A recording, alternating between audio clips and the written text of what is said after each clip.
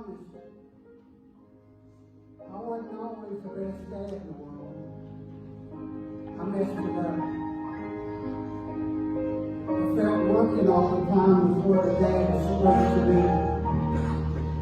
As long as they was home, I felt like, they're being raised and they're going to learn values. I had my own business and I was working for 302, 9,800 hours a week. The money was good, but what I didn't realize was how much I missed with my kids. How many times as I got older, they said, boy, I would have loved you to been in my ball game, Daddy. I'd have loved for you to come see me at my recital. I wish you could have come and went with me on my field day when I went. I can't go back and take back all those times. And it cuts me deep to think about it.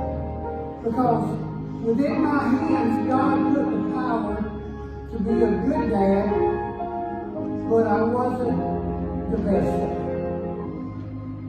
Now guys, it's just like I shared with you just a few minutes ago. My dad and I didn't have a good relationship at all until the week before he died. And if that older man who never had any children had not been in my life and influenced my life, I wouldn't be here today. He taught me how to drive. He taught me how to tie a tie.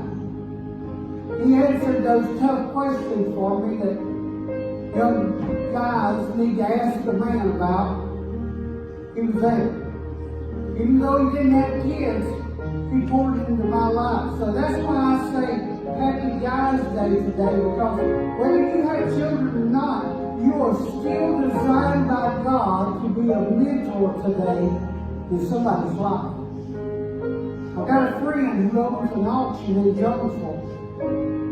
Never had a little boy in his life, had a little girl. He calls them little demons. They tough, there's no doubt. Here's what he said: I never had little boys, but every year he'll coach a little boy's baseball league. What's the name of his auction in the back of their jersey? He'll coach him. He's been doing it now for 15 years. I was standing in public one day and I watched one of those kids that grew up, went on to college, played baseball. He come up and hugged my friend. He said, if it hadn't been for you, I would have never been the ball player I've been. He said, but you were there for me and you changed my life. Here's a challenge that I want to put to every man who is in this place today. How can God use you to touch other hearts and lives? How can He use you? How can He use you? Because I believe God's got something for every man in this church today. You believe that? Thank you. Darren, I'm going to do something different this morning. I want to play a song, and it's not a Christian song. But this song has some of the best meaningful words in it I have ever heard in my life. It's put out by Rodney Atkins. He's a country singer. I want you to hear what this song says. Play it, David.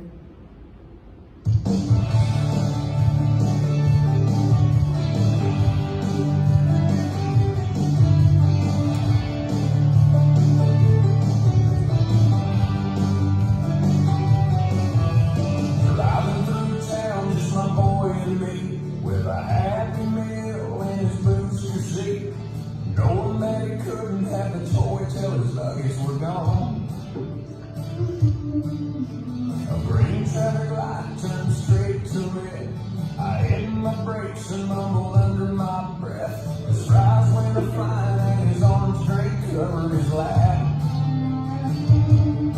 Well, in my 4-year-old said a 4-letter word. It started with S, and I was concerned. So I said, son, now where to learn to talk like that? He said, I've been watching you, Daddy, and cool down your buckaroo. I wanna be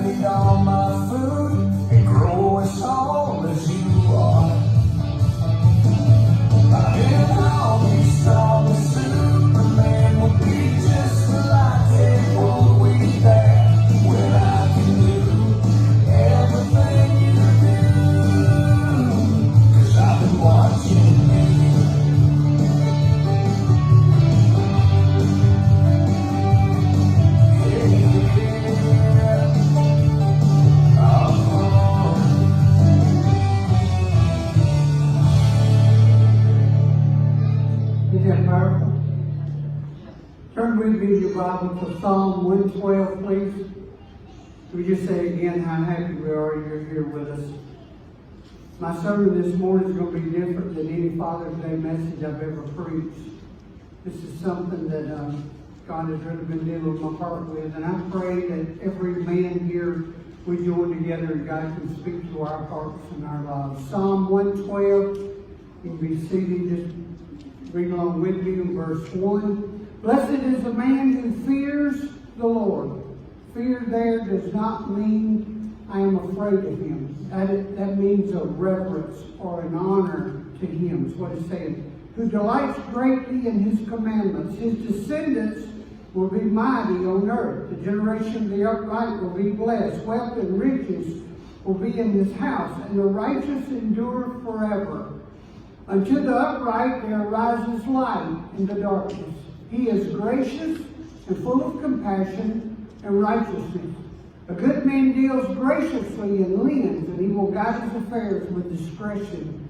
Surely he will never be shaken. The righteous will be in everlasting remembrance. He will not be afraid of evil tidings.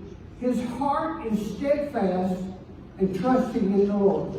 Father, let your blessings be upon your word. I want to share with you this morning from my heart, and the title of my message is, I want to be just like you. And you know, years ago, most of us grew up in the shadows of our dads. And growing up in the shadow of our dads, back in those days, most young men aspired to be like their dad, or be close to what he is, or we copied or mimicked things that our dad did because we felt that was the path to go. Today is totally different. Today is different with what kids look at their dads compared to when I grew up years ago. I had a friend of mine, and I want to read a story. I wrote down what he told me one day. He said the young man came and said, I don't know what to do. That's what he told me at work. He said, I came home from work early yesterday, and my two boys were behind the barn. They both were smoking a cigarette, both had a beer in their hand, and they were both cussing like sailors. The young man took his belt off and literally whipped both boys pretty bad. Later that evening, when the mom took the boys in, they told Mom, the only reason we did that is we wanted to be just like our dad. Dad heard them from the other room and began to cry. He came back to work the next day and he told me, he said, Tommy, I have got to find God in my life. His boys was 9 and 10. He never dreamed they were watching his life that much. Here's what I want to say to you this morning. Every person that's in this church, you're being watched by somebody. Somebody's watching your life. They watch every move you make. They watch everything you say. Everything you do, somebody is mimicking your life. We don't have an idea what's really going on when people are standing around us. Years ago, when a child was growing up, they would spend their time playing and pretending to be like their moms and dads. This past week, we've had 7 grandchildren at the house. And when Ava and Kate and Callie get together, that's the 3 youngest girls, I come home one day and I come in from the hospital and I looked and Ann's shoes was all over the house. I said, what in the world? And Ann has more than 1 or 2 pairs of shoes, I'll just tell you that. And there was shoes everywhere, and the den had perfume everywhere. It smelled like a perfume sample factory. And there comes Ava down the aisle. She has 8 different perfumes in her arm with a pair of Ann's heels on, coming down the aisle, and her 3 years old. I said, what are they doing? They all said these words, we want to be pretty like Nana. So see, they were mocking or mimicking what Ann. They saw how she dressed and the cologne or perfume she put on. I said, well, I tried. I put some of my cologne on. I said, smell pumpkin. He said, yeah, it smells. And Kelly said, you stink. You need to go to younger. I said, well, I just came in today. But they're watching our lives, folks. Everywhere you go, someone is watching your life. When you're on your job, you don't know if there's another guy or person there who is watching you, who is struggling in their own life, and they're looking for someone to give them some kind of guidance or somebody they can pattern after because they don't know which direction to go. Dads have been replaced nowadays. It's not a generation where kids are wanting to be like their dads. It's a rarity now. They want to be like some movie star or some rock and roll singer, some model or some actress or actor. And they're planning after being like other people that they truly don't know. Most TV shows today that we see on our television, it shows that it admires a single parent. It does not show blessings on a family that has a mom and dad. That is considered irregular in our world today. I spoke on it Wednesday night about the simple fact of how God created a man and a woman when He put us on this earth to join a family together, because a woman offers certain things and a man offers certain things. And when those two are combined together, those are the makings of great people in this world. But our society on TV doesn't show that. Here's some of the things they do. They show more rebellion than ever before. They make it out that parents are dumb, and the word they use is stupid. That your parents are stupid. They don't know what's going on. They don't know how to raise you. You just follow us on TV and we'll teach you how to live your life. Here's statistics. In America today, 71% of all high school dropouts are from fatherless homes. Biggest problem in America today, dads aren't there. Dads aren't there. Several generations, 4 generations, matter of fact, have been raised without dads in their home. 15 million kids in America live apart from their biological father. Most of them in a survey stated that dad only gets us when it's convenient for him. 44% of children living in a mother's-only household live below the poverty line. 90% of prisoners who are in prison today, men or women, had no relationship with their dad. Most of them never knew their dad. 63% of teen suicides come out of situations where a father is never at home. Or with girls, it's usually because of sexual abuse by their dad. I had to go to a home several months ago. Young girl, 10 years old, being raped by her dad and her uncle on a daily basis. Causes abuse, causes something in their minds to flip. They never feel they can accomplish anything or do anything in their lives. 70% of Americans believe absentee dad is the biggest family or social problem in America. And it is, because God designed for a couple to raise children, to establish a family. 90% of homeless children and runaways come from fatherless homes. Think about that. Because dad was never there. I don't know if you've ever listened to Focus on the Family. Jim Daly took over after James Dobson retired. Jim Daly come from a broken home, and here's the words he said. When I was young, we had 3 stepdads, and all of them walked out on us by the time I was 10 years old. He said I had to be the man of the house. What is a 10-year-old supposed to be thinking about in their home? Playing, having fun, shooting basketball, playing football, building forts in the woods. Come on, that's what kids are supposed to be doing. But the majority of these kids, all they know how to do is to survive. Man, it breaks my heart. There are 3 roles that a man or a father should abide by. Number 1, you are a leader. Whether you believe it or not, you are a leader. Your family and other people's family are watching you. Number 2, you are a provider. You're providing into your home or other people's lives. See, a lot of times people just narrow it down, well, just me and my kids, and that's all. Let me tell you something. There are thousands of kids out there who are starving from attention from a guy.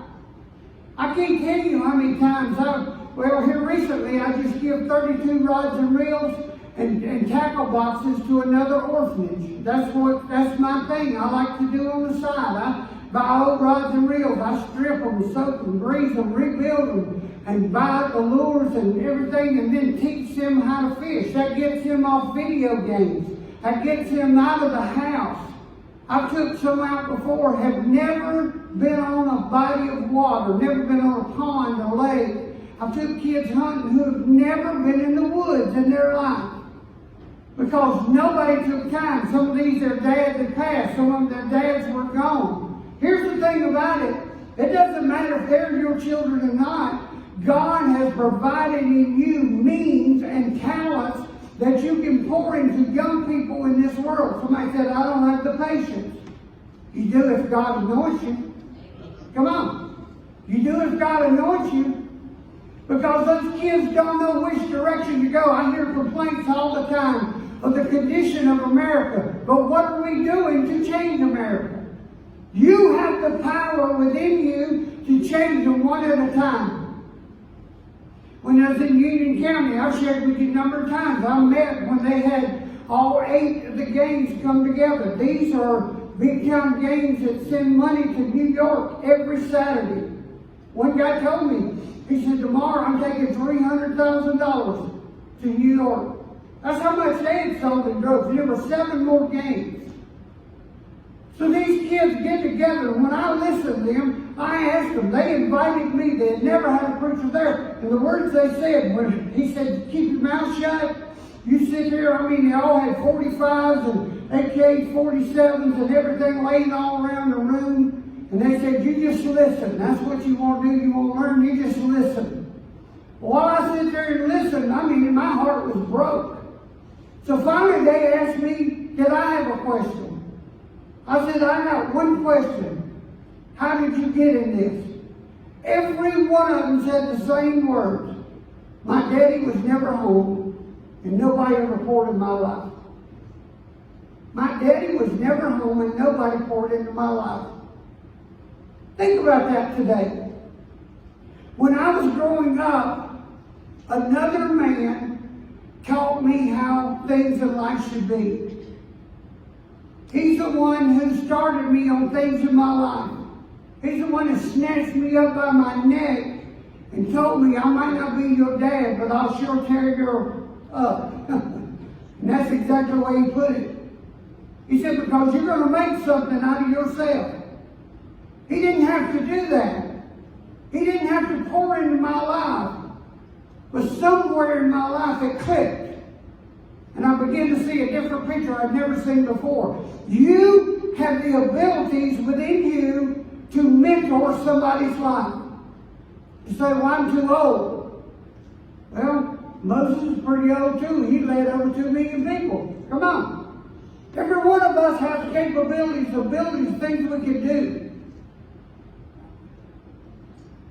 My son in his church, one of the things they do, they take the youth in their church, and they have a guy who's a mechanic. He teaches every young man there how to change a tire, how to change oil in a car, how to do little things in his life that he's going to need to know because their parents wasn't there to teach them. We have the experience. We have the abilities. What if you take your kid to breakfast one day? What if you take a young girl, ladies, take them out and show them what you do or how you do your job?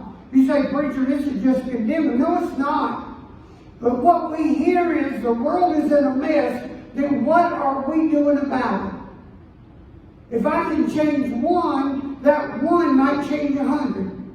Come on. You can make a difference in someone else's life. Read you the story of a young youth pastor. He said he was heading out of the house to complete his busy schedule. He stopped and knelt down in front of his 4-year-old daughter. He said, I want you to pray for Daddy today that I can share Jesus with teenagers. The little girl shocked him with her reply, oh, good, Daddy, but when are you going to stay home and tell me about Jesus? That's pretty powerful. Pretty powerful. Proverbs 22, verse 6. Train up a child in the way to go, and when he is old, he will not turn from it. Now, Pentecostals and Catholics are totally different, but one thing I do admire about them is they say if you give them a child when it's 3 years old and they keep it till it's 12, it will never be nothing but a Catholic. And I'm asking us in this church, how are we training our kids? How much are we pouring into their lives? How much are we doing to keep them pointed toward Jesus Christ? Because everywhere we go, there are opportunities for us to be extended dads or mentors or leaders or someone in somebody's life. How did Jesus change? It wasn't just by his supernatural powers. One by one, he placed his arm around people's neck and told them he loved them and poured hope into their life, and he mentored them. My Lord, Peter, he should have zapped him and got him out of discipleship a long time ago. But he didn't. He kept working with him and working with him. And he loved him and he praised him and he lifted him up. And Peter became the leader of the church. You don't know what kind of power you have to pour into somebody's life. Somebody's waiting on you.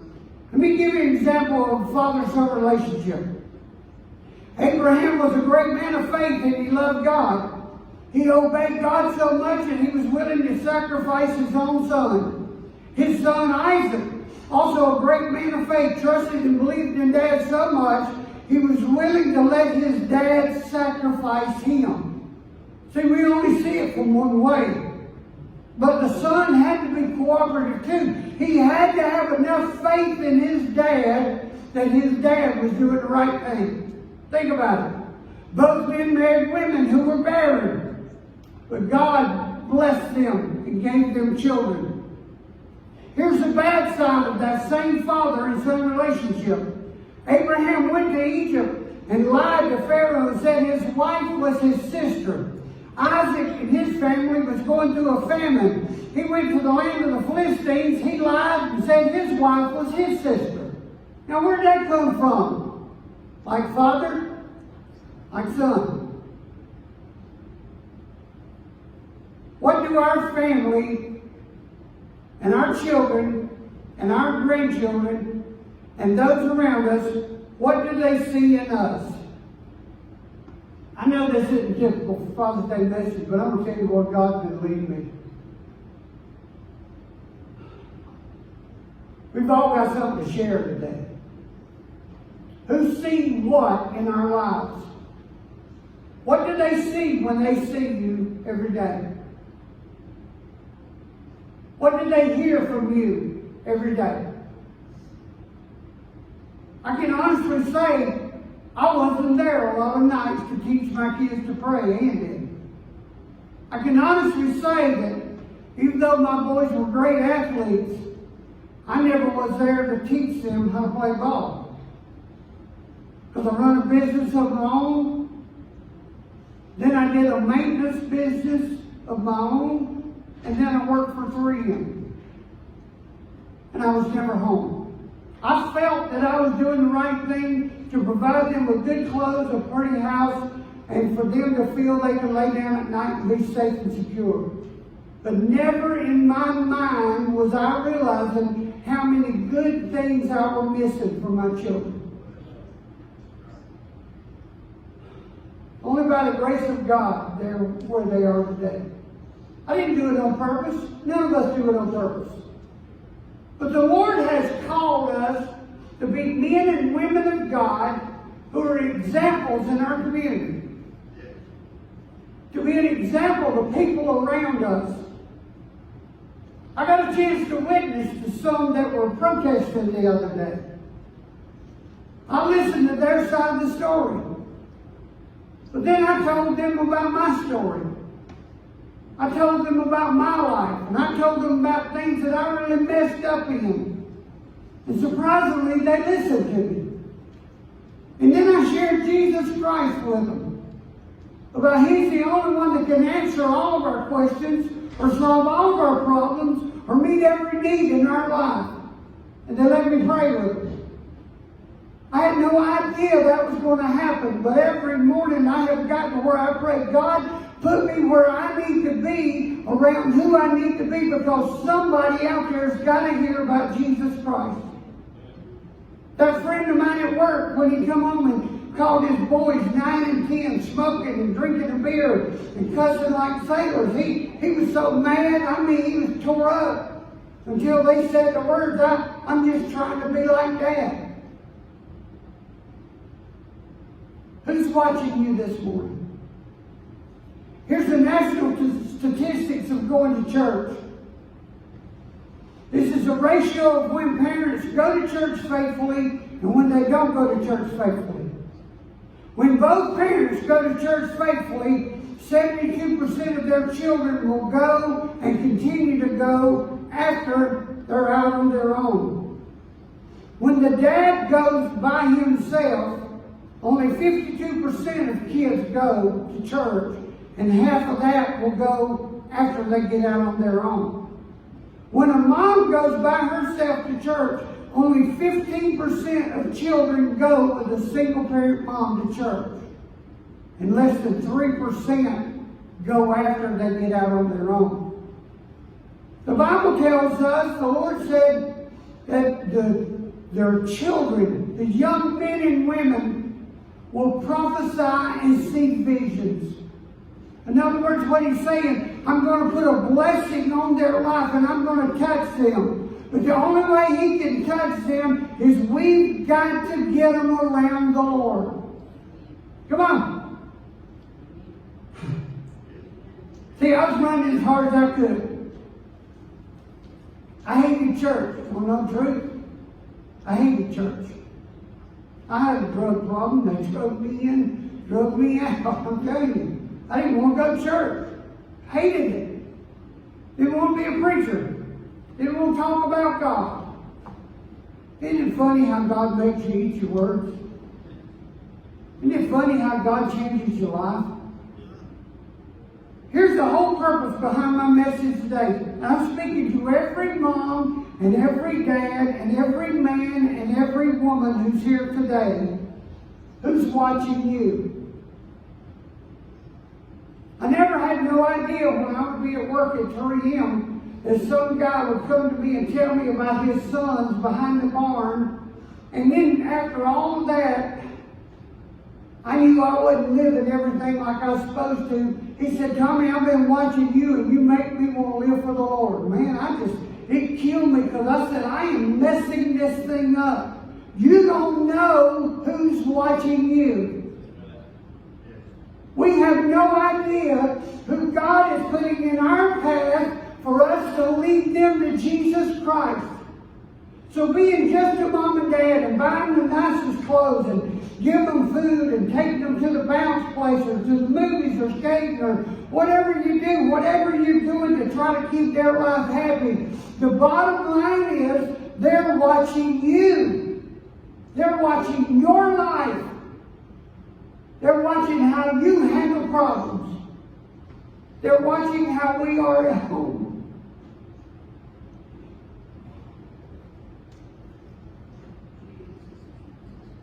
That old man I told you about who mentored my life. He said, do you love your wife? I said, yeah. He said, then let your kids see you love your wife. Because if you respect your wife, your sons will respect their wives. If you kiss your wife in front of your kids, they will love their wife in front of their kids. So we made a habit of it. They say, oh God, get a motel room, get out of here. I mean, honestly, they just give us a fit. But you know what? It's just as bad now. I tell them, get a room, get out of here. Don't want to see that, you know?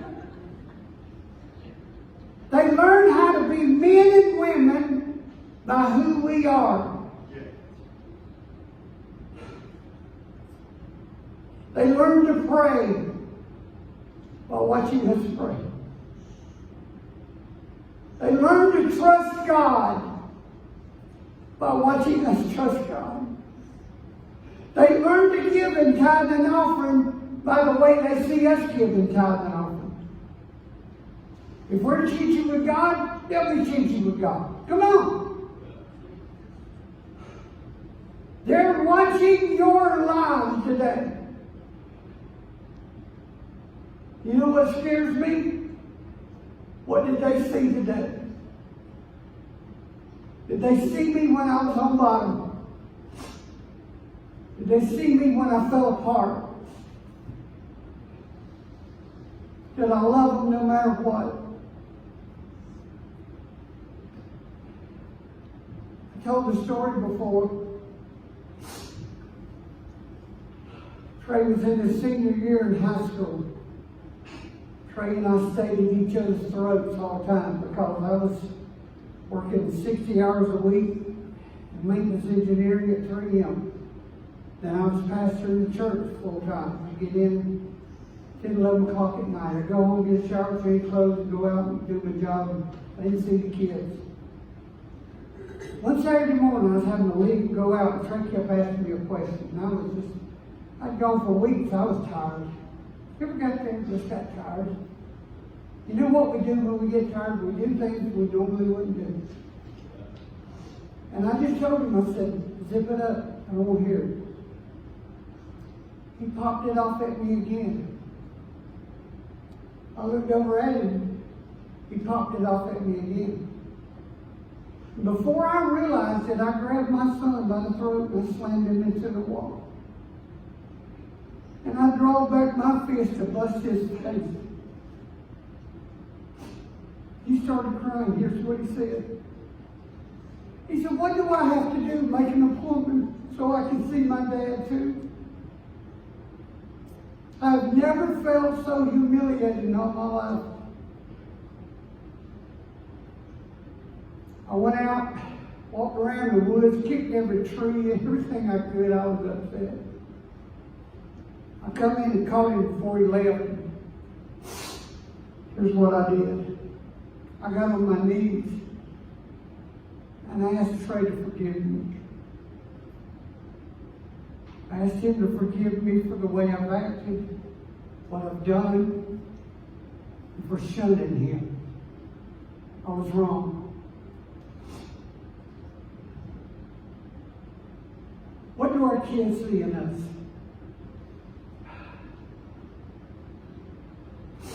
The other night, 11 o'clock at night, the phone rang. It always scares me when the phone rings late. On the other end of the phone was Celeste. She said, Dad, I didn't wake you. I said, no.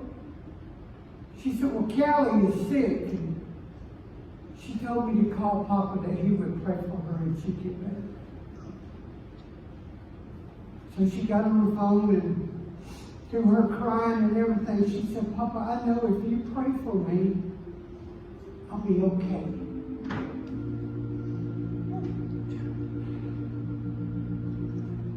That's a humbling experience. That I can maybe say, maybe I did one thing right. Maybe I showed her that Jesus is real. So listen, she grabbed the phone and she held on, and while I prayed, and I told her, I said, amen, and I said, Papa loves you, and I said, you're going to be okay. She said, I love you. Am I coming to your house now? You know how it is for your Papa, Nana. So let's say she got down on her lap, went to her bed.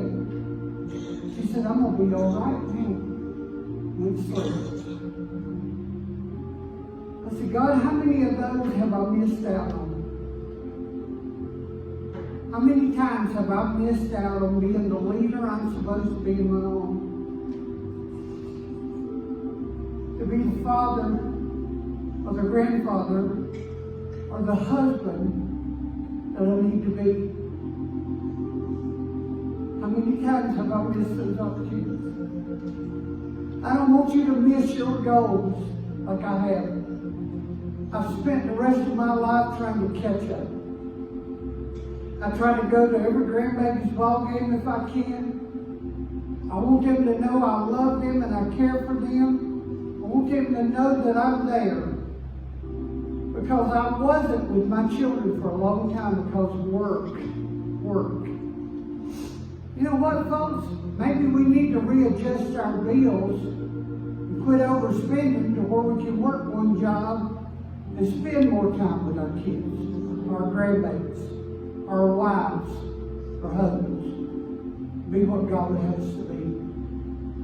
I played that country song because I wanted you to hear what that guy said about that little boy. That little boy said, Daddy, I want to be your buckaroo. I got cowboy boots just like you and camouflage just like you. I want to go touch somebody's life. Maybe you can win one more before Jesus comes and changes him for eternity. You don't have to have money to change your life. It's about knowing somebody cares. Somebody's there in my time of need. That's the key. If we can do that, we can change people around us. And so can you too. To be like Jesus. To be like Jesus. That's all I have. To be like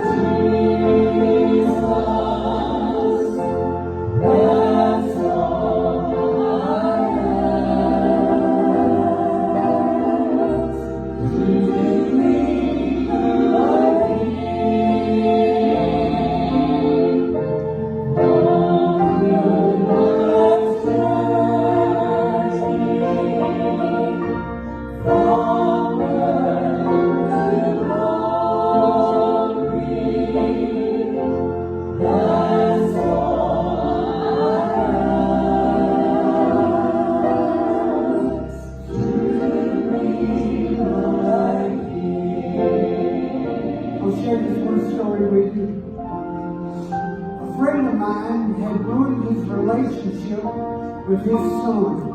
His son was married. To be honest, his son married interracially. The dad, who was my friend, was very prejudiced. He told me, don't you ever bring her to my house. They began to have children. He said, don't you bring those. And he called them a name. He said, don't bring them to my house either. Years went by. He never held his grandbabies, never played with them, never done anything with them. And one night he was laying in bed. He said, I know I'm ready to go to heaven. I know I'm a good Christian. But yet in his heart, he was harboring hate for his own son. So when he lay in bed that night, God began to speak to his heart. He dreamed a dream that he stood before God. And God told him, said, you can't come in. He said, Lord, I've given my tithes. I've been to church.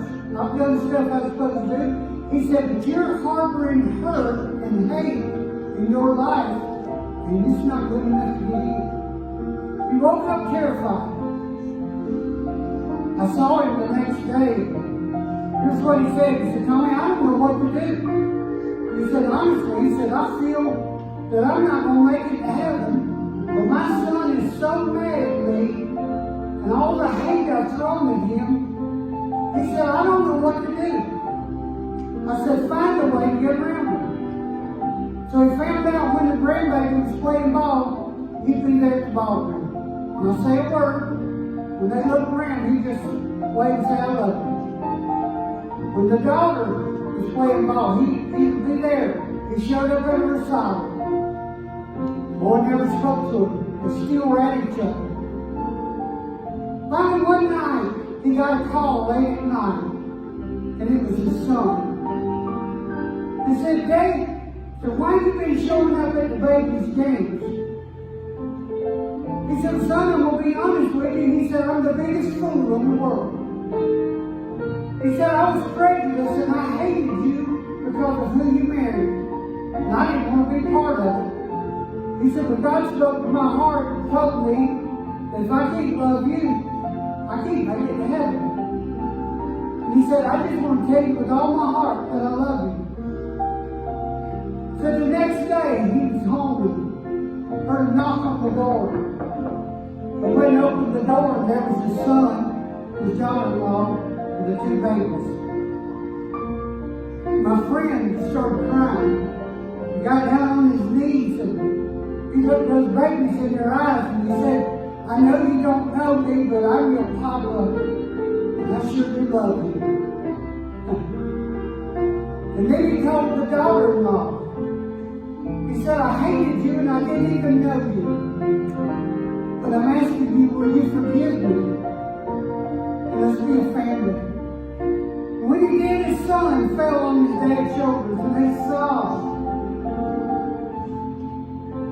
So see, I hear people say all the time, oh, my son won't speak to me, my daughter won't speak to me, or my family won't speak to me.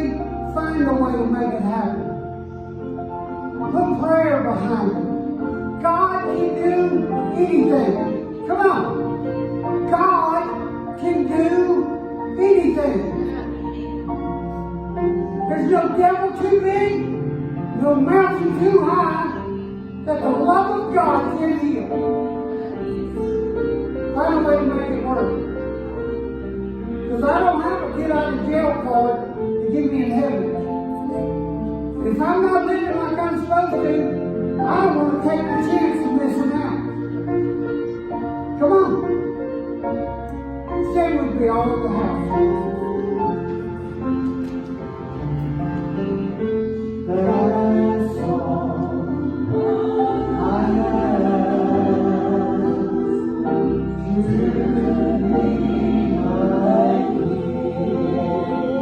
Close your eyes and lift your hands and sing to